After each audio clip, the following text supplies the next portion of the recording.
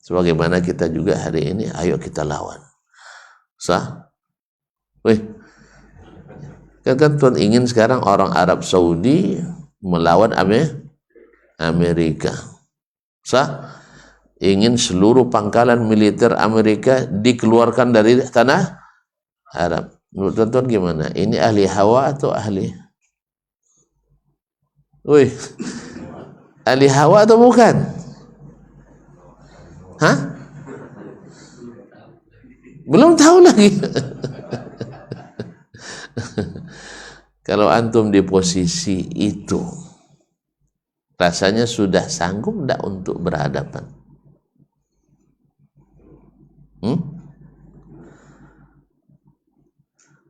Antum sekarang jadi penjaga dua tanah suci yang aman dan sentosa.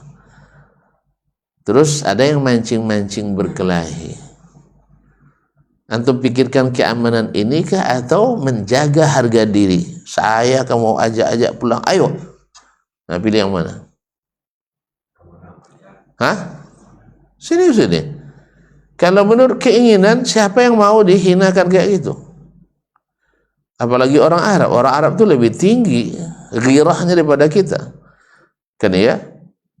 Apa buktinya? Orang Arab lebih tinggi dari kita ghirahnya. Bang, saya jawab lah, apa buktinya? Orang Arab tidak pernah dijajah. Sah? Awak? Wih. Awak paling lama dijajah. Sampai hari ini masih dijajah pemikirannya, aturannya, sah? Ekonominya. Masih dijajah. Mereka enggak. Yang kedua, ini bang, contoh nih bang. Orang Arab Saudi itu kalau buat perusahaan asing di negaranya, sebodoh-bodoh Arab Saudi, ya, tapi punya titel dia, jadi kepala dia di kantor orang tuh. Kalau orang Indonesia, profesor dokter jadi kacung kalau di perusahaan asing. Jadi mereka tetap anak bos dia, ngebos juga. Padahal kadang tidak tahu apa-apa kadang. Kalau kita enggak ahli, tapi jadi anak buah. Mereka ada perusahaan asing bekerja di negaranya, harus ada uang jaminan, langsung diserahkan dulu. Kalau enggak, kita enggak. Awak pula kasih orang modal. Kan ya? Buka perusahaan Cina misalnya di Indonesia ini, modalnya dari Bank Indonesia. Kayak iya bang. Jadi mereka bukan dihina seperti itu, bukan tidak tersinggung, cuman mereka paham keadaan. Makanya saya bilang kalau antum di kondisi itu, ya, diamanahkan untuk menjaga dua tanah suci, nah tiba-tiba ada yang mancing-mancing, ayo kelah yuk, antum tinggalkan itu, akhirnya diterima tantangan itu. Paham tak? Paham tak? Tuh Iran tuh sudah lama mancing-mancing Saudi untuk berperang tuh. Bersamanya orang-orang Amerika dan Barat. Tapi Rasulullah masih paham. Makanya untuk mendiamkan orang tuh belanja besar-besaran, dia belanja senjata. Tahu tak belanja senjata kemarin berapa?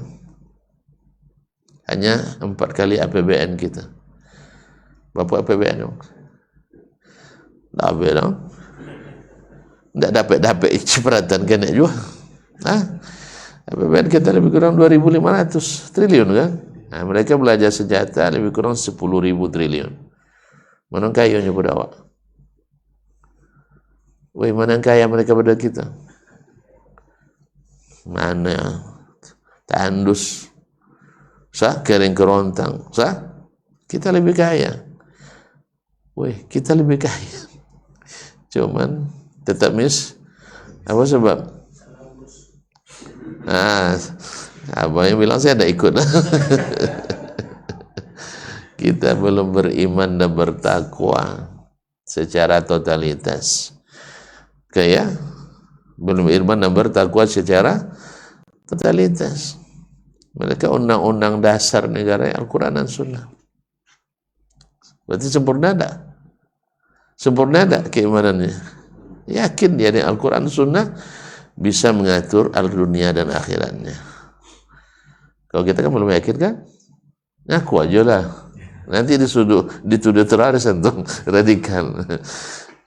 Nak menerapkan Al-Quran Sunnah aja orang dituduh kitanya radikal. Padahal Al-Quran dan Sunnah itu rahmatan lil alamin. Buktinya apa? Buktinya mereka bisa buka pangkalan negara mereka. Aman mereka kan? Bahwa negeri itu tercatat negeri paling aman di dunia. Tidak bisa tuntut hebat. Pergilah ke PBB, tanya ke PBB mana negeri paling aman di dunia. Mana? Ustaz? Woi, negara paling aman di dunia di mana? Arab Saudi. Masih menempati negeri paling aman. Kemudian negeri yang paling banyak menyumbang di seluruh dunia. Ada berapa negara dunia sekarang? Oh, nggak jawab, pelang bersyahr. Hah? Negara dunia berapa? Lebih 200 bang? Makna tambah bang? Makna dulu paling 186 bang? Lebih 200 gini. Nah, iyalah. Enggak, apa enggak? Saya ngaku aja tuh. Enggak. Berarti memang ada dengan tempat-tempat baru ya. Masya Allah, alhamdulillah. Nah, apal tuh minta sama abang tuh. Nah, jadi kaum muslimin dan muslimat dari seluruh negara paling aman tadi. Ya, pernah dibuat penelitian Badan Kriminologi Dunia 1 menit di kota Chicago, Amerika, angka kriminalitasnya sebanding dengan 13 tahun di Arab Saudi. 13 tahun berapa menit? Hah? Nggak pernah ngitung. Ini lebih kurang 108 juta menit. Jadi 1 menit banding 108 juta menit. Nah, itu Amerika lo sok-sok jadi polisi dunia. Nah, kaum muslimin dan muslimat rahmati Allah. Kalau ikut perasaan, ya kita lawan. Kita orang beriman ini. Kita orang kuat, pasti dibantu oleh Allah SWT. Apalagi penjaga 2 tanah suci. Tuan-tuan, itu perasaan dan pikiran. Jelas? Tapi kadang-kadang kita harus menyerah pada keadaan karena belum ada kemampuan dan izin tadi. Bukankah Nabi SAW kan yang dialami oleh Nabi, datang Umar, ya Rasulullah, kita ini orang beriman enggak? Kita dalam kebenaran enggak? Iya. Kenapa kita tidak lawan? Kenapa kita tidak lawan? Datang pula Khabbab kepada Nabi SAW, ya Rasulullah, tolonglah minta doakan kepada Allah, tidak tahan lagi dengan azab-azab ini. Sah? Jawaban Nabi, innakum qaumun tastajilun. Kalau ikut perasaan, Nabi dah lama itu perang sama orang jahiliyah itu. Tapi tidak ikut hawa, tapi ikut izin Allah Subhanahu wa ta'ala. Jadi harus ada pertimbangan ini dan itu. Sebab sudah diuji oleh perang Teluk tahun 91. Perang Teluk 91 itu kan yang boya lah. Masih bujang sobat itu tak? Hah? Hah? Lalu lahirlah Allah tahun 91. Ya, Irak kan jatuh di tangan Amerika kan. Tahun 91 dia invasi Kuwait atas suruhan Amerika juga sebenarnya. Majung damnya Saddam Hussein, kami akan sokong dari belakang. Ya, si Saddam karena artinya ikut perasaan, ikut hawa. Iyalah cuy-cuynya ya. Kuwait itu kayu udah ambil ini. Padahal sudah strategi mereka untuk masuk ke Timur Tengah. Ini udah lama. Mereka itu minta buka pangkalan, tidak dikasih-kasih semua orang Arab. Akhirnya diadu sesama Arab, otomatis harus minta tolong. Minta tolong untuk buka pangkalan. Maka Raja Fahad waktu itu menghubungi 29 kepala negara Muslim, termasuk Pak D kita. Siapa Pak D kita? Hah? Bapak Jenderal Besar Muhammad Soeharto rahimahullah. Ya, telepon sama Raja Fahad. Toh Gimana nih kan? Ini.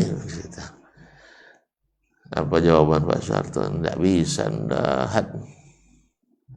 Itu memang rencana global Amerika dong. Kalau ilah menghadapi, kalau ndak, PT kami utang kami banyak. Itu masalah. Nah, jadi akhirnya ndak juga telepon pemimpin. Pokoknya seluruh negara, 29 kepala negara, semuanya angkat tangan. Ini kronologinya. Akhirnya terpaksalah raja minta fatwa ulamanya, mereka cukil-cukil terus, ya. Kami siap bantu, aman tuh Pak. Akhirnya nggak ada jalan mengelak lagi. Akhirnya minta fatwa ulama. Tentu pemerintah menjelaskan kondisi sesuai yang mereka lihat sendiri dan hadapi. Mendengar hal seperti itu, rencana-rencana global yang seperti itu, akhirnya ditimbang-timbang mana mudaratnya yang lebih besar. Akhirnya Majelis Ulama Besar Arab Saudi merekomendasikan pemerintah untuk minta atau menerima uluran tangan Amerika dan sekutu. Itulah terjadinya itu. Jadi memang harus paham kita fiqhul waqi' kata yang itu bilang-bilang itu, yaitu kenyataannya seperti apa. Jangan ikut hawa. Ini masalah, jangan ikut hawa. Kalau ikut hawa siapa yang mau bahasanya dikuasai oleh musuh. Nah, kenapa Arab Saudi tidak perang melawan Israel? Sah? Betul? Kenapa Arab Saudi juga tuntut? Kan ada Mesir di sana. Suruhlah Mesir itu untuk perang dengan Arab Saudi. Kenapa Arab Saudi juga? Paham tak Ustaz? Paham tak? Yang bertanggung jawab tentang Palestina Arab Saudi saja? Arab Saudi saja? Jawablah seriusnya. Yang bertanggung jawab tentang keselamatan Palestina hanya orang Arab Saudi? Enggak kan? Mesir bertanggung jawab enggak? Mesir bertanggung jawab enggak? Kok raguan tuh? Indonesia bertanggung jawab enggak? Tapi kenapa kita enggak perang lawan Israel? Saya bukan bela Saudi, enggak. Ya cuman kita realistis juga berpikir. Jangan ikut hawa. Kenapa Arab Saudi saja yang diminta berperang sama Israel? Kenapa yang lain tidak? Kan selama ini yang kita dengarkan, sampai Arab Saudi dipitnah orang. Oh, Palestina itu dijual sama orang Wahabi sama Inggris. Kan itu fitnahnya. Kapan pula Arab Saudi memiliki Palestina sehingga bisa dijualnya? Paham enggak? Enggak paham, enggak usah lah ya. Ini strategi. Nah, enggak, ini saya ingin menggambarkan bagaimana hawa dan bagaimana yang ada bedah. Jadi ahli hawa ada yang mengikut keinginan dan pikiran.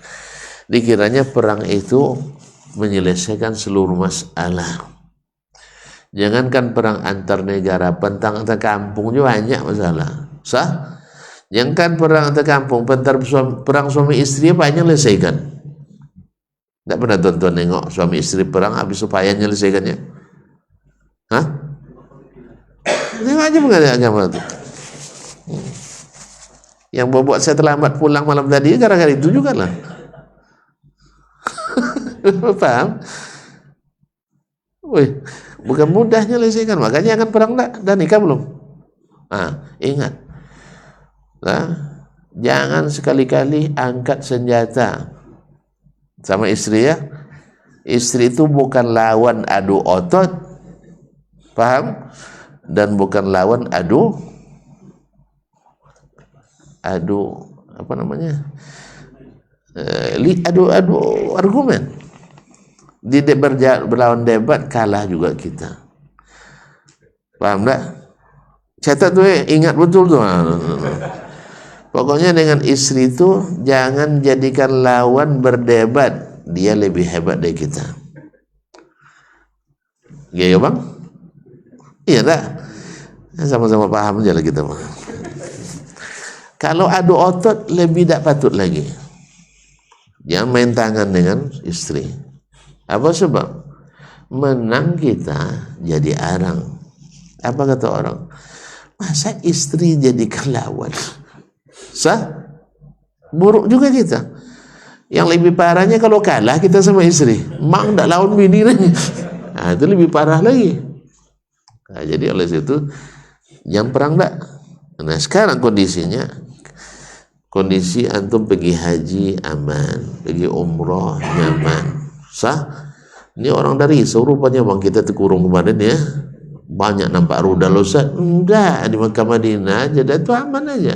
Cuman imbasnya karena kita melewati daerah yang rawan kena rudal gitu. Nah, makanya kita terhalang untuk terbang. Kalau Makkah Madinah orang itu tidak ada, karena memang perintah di sana sengaja tidak membesar-besarkan supaya rakyatnya tidak kita takutan. Makanya televisinya aman-aman aja, yang banyak disiarkan justru kegiatan ibadah Ramadan, bukan rudal. Yang itu rudal urusan tentara aja. Alhamdulillah dalam 10 hari ini berapa rudal balistik Iran yang digagalkan oleh anti pertahanan udara Arab Saudi. Tuan harus catat ya. Ini yang pernah saya baca. Dan kalau salah berarti tulisan yang salah. Bahwa akurasi alat penangkar rudal itu apa? Anti rudal ya. Yang paling akurat di dunia itu Arab Saudi. Di pemakaiannya, walaupun bukan mereka yang produk. Sampai mencangka di atas 35%. Amerika sendiri di bawah itu. Cina yang produk juga di bawah itu. Lalu saya tafsirkan sendiri. Ini tafsiran saya ya. Tafsiran saya, bisa salah bisa benar. Bedanya kalau Amerika menghidupkannya, melepasnya fire kan. Kalau orang Arab Saudi Bismillah Allahu, ya beda lah. Kalau Iran Bismillah Hussein kan. Jadi bukan Bismillah. Itu masalahnya. Karena mereka menyebut Hussein itu lebih akrab di lisan mereka daripada Allah Subhanahu wa taala. Jelas ya? Maka tingkat akurasinya tinggi. Doakan aja lah. Nah, kalau dalam kondisi seperti ini diajak berkelahi, terbayang oleh antum enggak? Pernah Iran, apa maksudnya Iran? Syiah menguasai 2 tanah suci. 30 tahun lebih orang tidak haji. Cina ya? Cina dah tahu Cina mau dah haji ditiadakan berpuluh tahun, Hajar Aswad dilarikan ke Ahsa oleh mereka, ditanggalkan dari Ka'bah dan dilarikan. Nah ini yang mereka inginkan. Arab Saudi keluar gelanggang, lalu adu otot sama Iran, dan tuan-tuan paham nanti mereka dibantu oleh negara-negara yang lain. Sekarang kenapa mereka mau bantu Arab Saudi? Karena ada kepentingannya. Tapi kalau besok ternyata Iran berkuasa atau Syiah secara umum, mereka mudah aja berubah lagi dukungan. Makanya itulah kenapa tidak cukup jurusan politik, jadi politik juga tidak paham gitu, no? Jelas?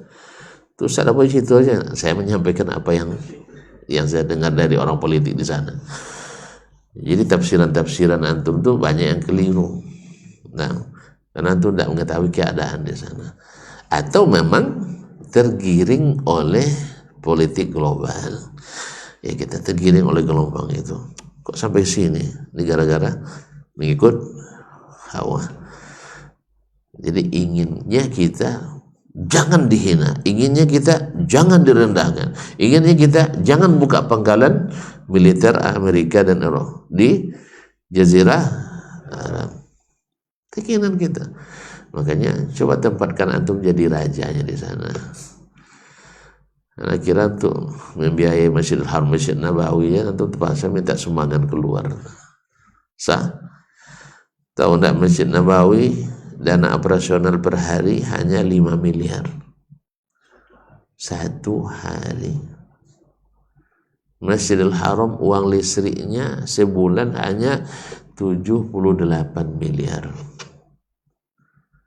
Itu tolong bayu deh APBN kita. Hah? Masih Istiqlalnya aja 300 juta sebulan, sering mati. Sah? Sering mati listriknya. Ada sering pula tunda bayar. Ini satu bulan 78 miliar. Tidak ada orang kata impak dia. Tidak ada kata impak kan? Kalau kita sampai ke pintu WC ada kata impak. Tidak juga cukup untuk bayar. Nah, jadi ini jangan dirusak. Perang itu kaum muslimin pada asalnya tidak dianjurkan. Sahih? Dianjurkan tidak pada asalnya? Jago nampaknya. Ingin perang dilarang perang. Pada asalnya dianjurkan atau tidak? Tidak. Jadi bilang jangan perang boleh jadi landasan utama. Jihad memang mulia, tapi jihad bukan jalan utama. Ya, kalau bisa tidak perang, kenapa perang? Makanya itulah sebabnya mereka, wallahu alam. Ya, sekarang 2 tanah suci sudah kami amankan. Tinggal tanah suci yang ketiga, Masjidil Aqsa. Kenapa tuntut lagi kami? Karena ada yang lain. Sah? Kan ada yang lain tak? Astagfirullahaladzim. Tugas mengamankan tanah-tanah umat Islam itu tugas siapa? Bersama atau tugas orang Arab Saudi? Kenapa Turki tidak perang? Kenapa Maroko tidak perang? Kenapa Jordania tidak dituntut? Sah?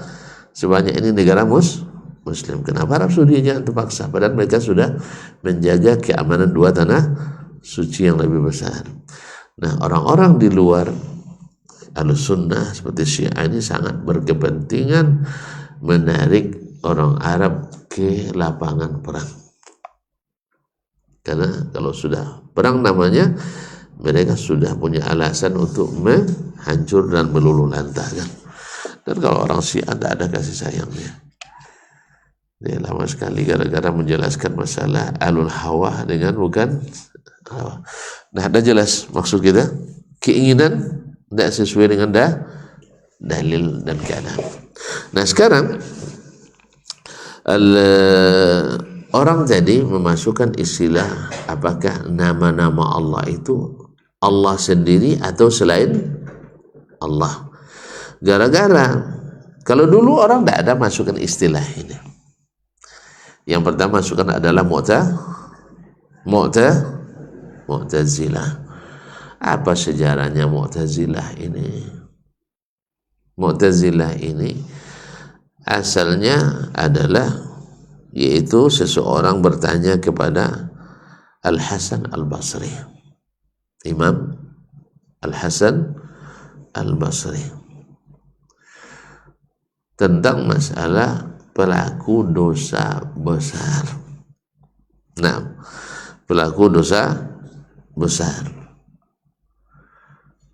Orang misal dosa, tahu tentang dosa besar kan? Dosa-dosa besar seperti mencuri, merampok, korupsi, dosa besar, dosa kecilnya. Tapi banyak peminatnya. Nah, zina dan sebagainya. Lalu umat gara-gara itu terpecah pula. Ada yang mengafirkannya dan ada pula yang tidak mengafirkannya. Bukan tidak sekedar mengafirkan, bahkan baginya tidak ada pengaruh dengan imannya. Antara pelaku dosa besar dengan orang yang taat beribadah di masjid, imannya sama. Jelas ya? Tidak ada 2 pihak yang saling bertentangan. Ekstrim kanan mengatakan tidak apa-apa, nak berzina dia, nak korupsi, imannya tetap kuat. Paham? Tidak ada pengaruh. Ini orang Murji'ah. Di ekstrem kiri dia bilang mereka adalah orang kafir. Fala haula wala quwwata illa billah. Musibah. Lalu ditanyakan pada Imam Al-Hasan Basri, gimana caranya? Tiba-tiba ada seorang muridnya, Wasil ibn Atha, ya, menjawab sendiri, dan dibuat pula majelis di Masjid Jami' Al-Basra itu, bahwa pelaku dosa besar tidak mukmin dan tidak pula kafir. Nah, ini mulainya. Tidak mukmin dan tidak pula kafir. Yang satu bilang kafir, yang satu bilang sempurna iman, yang satu mengatakan tidak mukmin, tidak kafir, manzilah bainal manzilatain. Baik, ini semua ikut dalil atau ikut perasaan? Kembali lagi ikut hawa, ikut hawa. Akhirnya Al-Hasan Al-Basri menasihati muridnya tadi. Tapi orang kalau sudah cerdas, ya, ayah dilawan. Kalau tidak beriman, tidak berilmu, ayahnya sendiri, apalagi guru. Akhirnya dia bentuk aliran sendiri yang namanya aliran Mu'tazilah. Dari sinilah sekali sesat tetap sesat. Ketika dia membentuk firqah ini, lahir pula dari firqah Mu'tazilah, seperti kata Syekh Abdullah Al-Ghaniman dalam syarah kitab I'tiqad, menjadi 40 cabang. Jadi satu cabang ini tumbuh 40 cabang. Coba tuan-tuan, pohon kalau dipotong dahannya, lahir dahan-dahan yang banyak. Demikian juga dengan kesesatan itu. Jadi dari aliran, dari cara berpikir Mu'tazilah lahir lebih kurang 24 cabang. Al-Jahmiyah, Al-Kullabiyah, Al-Qaramita. Kemudian aliran-aliran ilmu kalam lainnya seperti Al-Asy'ariyah wal Maturidiyah, antara yang gulu dengan yang tidak gulu, berlahir dari cara berpikir Mu'tazilah tadi. Kenapa? Karena mereka memasukkan kalimat-kalimat yang tidak ada dalam syariat dalam pembahasan ilmu Islam, ilmu akidah. Di antaranya tadi adalah Allah itu, atau nama-nama Allah itu adalah Allah sendiri atau selain Allah. Dijawab selainnya, ini pula masalah. Dijawab dia sendiri, ini pula masalah. Makanya betul kata Allah, walau kana min indi ghairillah lawajadu fi ikhtilafan katsira. Kalau bukan datang dari sisi Allah, pasti banyak pertentangannya. Oke? Sengajalah ahli bid'ah memasukkan istilah-istilah itu untuk menyesatkan.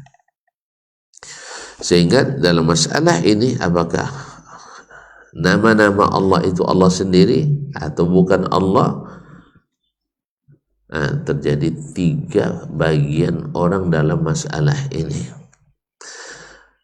Yang pertama adalah yang mengatakan bahwasanya nama-nama Allah itu adalah selain Allah, adalah selain Allah. Ini adalah keyakinan orang-orang siapa tadi? Mu'tazilah. Maka oleh sebab itu mereka menafikan nama-nama itu. Menafikan nama-nama itu. Sedangkan Ahlussunnah tidak mau memakai kalimat ini karena tidak ada dalam Al-Quran, tidak ada dalam hadis. Ini bid'ahnya orang Mu'tazilah. Berkata Imam At-Tabari rahimahullah ta'ala dalam kitabnya Sharihus Sunnah, al-qawlu bil ism ahwal musamma aghir musamma. Masalah pembicaraan dalam masalah nama, apakah dia zat yang diberi nama itu atau bukan. Fa'innahu minal hamaqatil hadithah. Ini adalah bentuk kedunguan yang diada-adakan. La athara fiha fayuttaba. Tidak ada pengaruhnya sehingga harus diikuti, tidak ada gunanya. wala qaulun min imam fistama, dan bukan pula perkataan seorang imam yang harus didengarkan. Artinya bukan orang yang imam diikuti dalam beragama. Fal khawdu fihi syainun was-samtu anhu zain. Memasuki pembicaraan ini merusak agama, dan meninggalkannya adalah membaguskan agama. Oleh sebab itu ini sebenarnya tidak perlu dibahas, cuman karena ahli bid'ah, ahli hawa membahasnya, terpaksalah ikut pula para ulama kita menjelaskannya. Tadilah ya, minyaknya bensin masuk solar agar supaya murah kan, atau sebaliknya minyaknya solar diisi bensin supaya laju katanya. Akhirnya nembak rusak mesin. Itulah masalahnya. Jadi mereka tujuannya, kita tidak salah dari sisi tujuan, mereka berniat baik. Tadilah daripada mahal beli pertalit, lebih baik beli bayar solar. Pertalit 10.000 ibu ya. Ekonomi menjelang hari raya ini minimal lah, berhematlah dulu katanya, beli solar. Lama antri tidak apa-apa, antri tidak masalah. Isi solar. Akhirnya apa? Jalan tak? Jalan mobilnya. Akhirnya rencana libur ke Sia tidak jadi kan? Atau libur ke Dumai tidak jadi berangkat, apa sebab? Mobilnya rusak. Itulah masalahnya. Tujuan mereka baik. Nak menyelamatkan akidah umat katanya. Ini orang-orang menakwilkan ayat-ayat sifat, hadis-hadis sifat Allah itu tujuannya baik, kita tidak sangkal. Tujuannya apa? Menyucikan Allah. Tapi apakah semua yang bertujuan baik itu kita merekomendasi? Tidak. Karena orang berjudi, berjudi ke kasino, dia musoji, kampung saya tidak selesai Ustaz. Awak punya pun lagi ahli judi dikit. Ya, masa preman dulu saya ahli judi kasino katanya. Jadi karena masih tidak selesai, uangnya modal 100 juta, mudah-mudahan dapat 3 miliar untuk ganti rugi tanah ya. Boleh mana?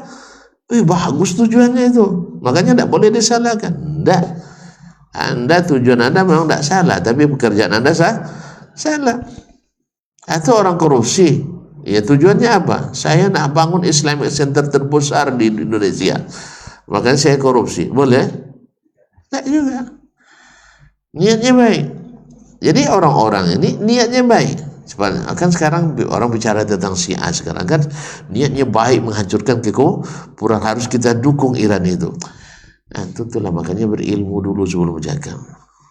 Jangan ikut hawa. Nanti selesai dia, kalaupun selesai dengan musuh Islam, dia akan cari kita karena sudah terbukti, dan itu ada dalam buku-buku mereka. Cuman karena tonton itulah tadi ahli hawa, jadi berpikir menurut keinginan, ingin menyatukan, asal namanya Islam harus disatukan.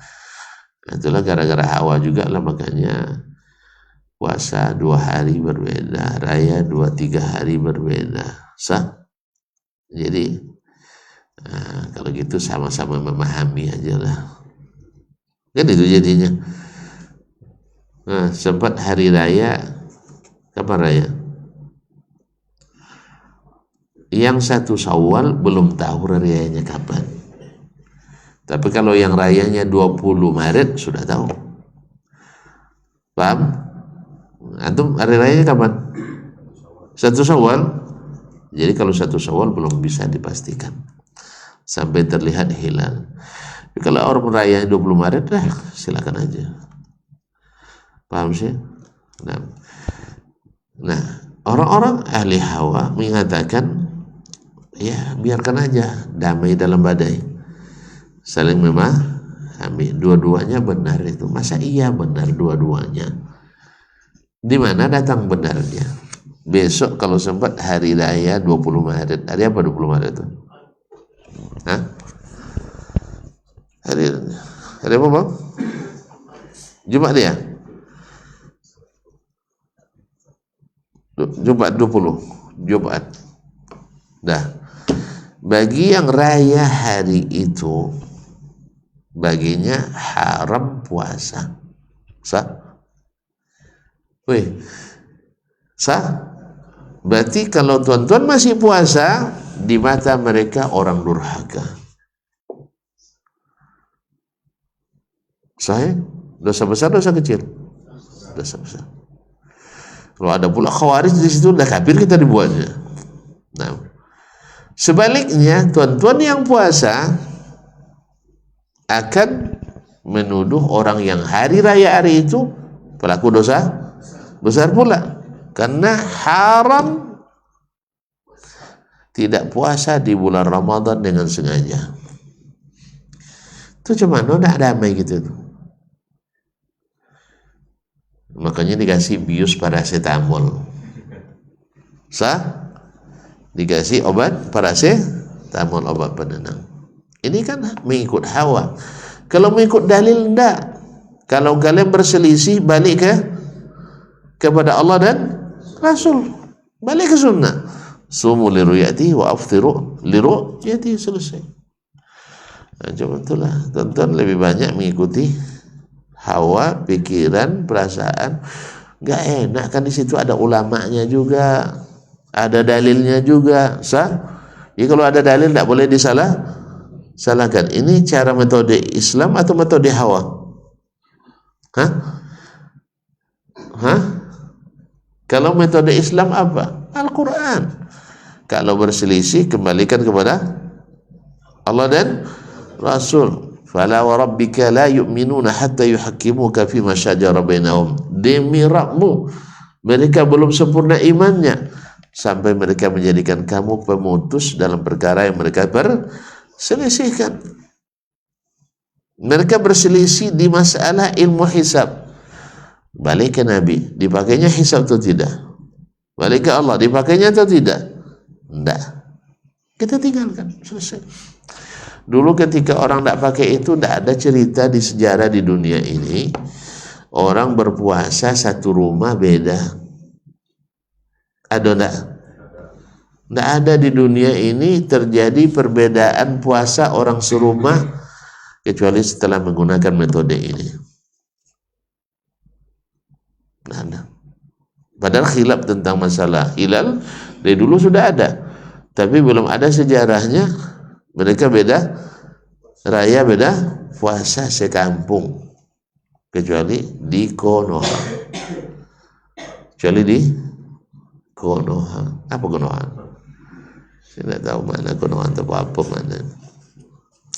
Jadi masa pertama tadi adalah bahwa Allah, nama-nama itu bukan Allah, sehingga mereka menafikannya. Yang kedua adalah bahwasanya nama-nama itu huwal musammah, dialah yang sebenarnya yang dinamakan itu, menyatu, dia satu. Nah, dan ini juga tidak sahih. Yang sahih adalah seperti mazhabnya Ahlussunnah wal Jamaah, yaitu Allah itu, nama itu adalah milik Allah. Walillahil asmaul husna. Jadi bukan nama itu Allah, tapi nama itu milik Allah SWT. Makanya boleh dinamakan dengan nama yang bermacam-macam, tapi harus berdalil. Allah sendiri yang beri dirinya nama. Walillahil asmaul husna. Allah memiliki nama-nama yang husna. Lalu siapa yang kita doa kepadanya? Fad'uhu biha. Berdoalah kepada Allah, bukan berdoa kepada nama. Tahu bedanya antara mazhab Ahlussunnah dengan yang kedua tadi? Kalau diyakini bahwa nama itu adalah Allah sendiri, berarti kita berdoa ke nama itu. Paham? Tapi kalau nama itu adalah milik Allah, berarti kita tetap berdoa kepada Allah dengan menyebut nama itu. Allah musta'an. Paham tak? Memang payah jadinya kalau sudah masuk ilmu hawa ini, payah jadinya. Saya ulang kembali. Yang pertama Mu'tazilah menyatakan nama itu bukan Allah. Oleh sebab itu mereka menafikan itu dari Allah Subhanahu wa taala. Karena konsekuensinya bisa menyekutukan Allah. Tujuannya bagus atau buruk? Tujuannya bagus atau buruk? Tujuannya, niatnya bagus kan? Untuk menyucikan Allah. Tapi betul apa salah? Salah. Makanya niat yang baik belum tentu terpuji, karena harus dengan ilmu. Mazhab kedua mengatakan nama-nama itulah Allah, sehingga yang kita seru, yang kita berdoa kepadanya adalah nama itu. Dan ini juga keliru. Tapi yang benar adalah nama-nama itu adalah untuk Allah, Dia yang pilihkan untuknya. Maka kita tetap berdoa kepada Allah dengan menyebut nama itu. Dengan menyebut nama itu. Sebenarnya kalau sudah ada Al-Quran, dah senang kita. Walillahil asma'ul husna fad'uhu biha. Allah memiliki nama-nama yang husna. Maka berdoalah kepada Allah dengan menyebut nama tadi. Di antara namanya Ar-Rahim, Ya Rahim. Nah, ketika kita menyebut nama Ar-Rahim itu, yang kita bayangkan berdoa kepada siapa? Kepada Allah. Bukan pada Ar-Rahim saja. Itu bedanya antara yang pertama dengan pendapat yang kedua dan yang ketiga itu. Baik. Jadi nak jangan payah-payah pakai Al-Quran Sunnah aja ya. Sebab kalau udah masuk pikiran-pikiran, payah akidah, payah memahaminya. Makanya Al-Quran sebenarnya sangat-sangat mudah. Orang dulu ada buku akidah, kada ada nah, cukup Al-Quran dan Sunnah. Paham tak mereka akidah? Apa buktinya? Diterima akidahnya oleh Allah SWT. Allah ridha pada mereka. Nah, sekarang semakin banyak kitab tentang akidah, semakin banyak berselisihan. Dulu tidak ada buku akidah, mereka tidak berselisih. Apa sebab? Karena banyak masuk hawa di dalamnya. Baik, sampai di sinilah dulu ya. Di dalam sudah jelas, di luar sudah terang. Kita cukup sampai di sini. Mudah-mudahan suatu hari lagi kita bisa kembali mengaji. Ada yang ditanyakan? Alhamdulillah. Alhamdulillah ada jelas. Wa subhanakallah bihamdik asyhadu an la ilaha illa anta astaghfiruka wa atubu ilaik. Wassalamualaikum warahmatullahi wabarakatuh.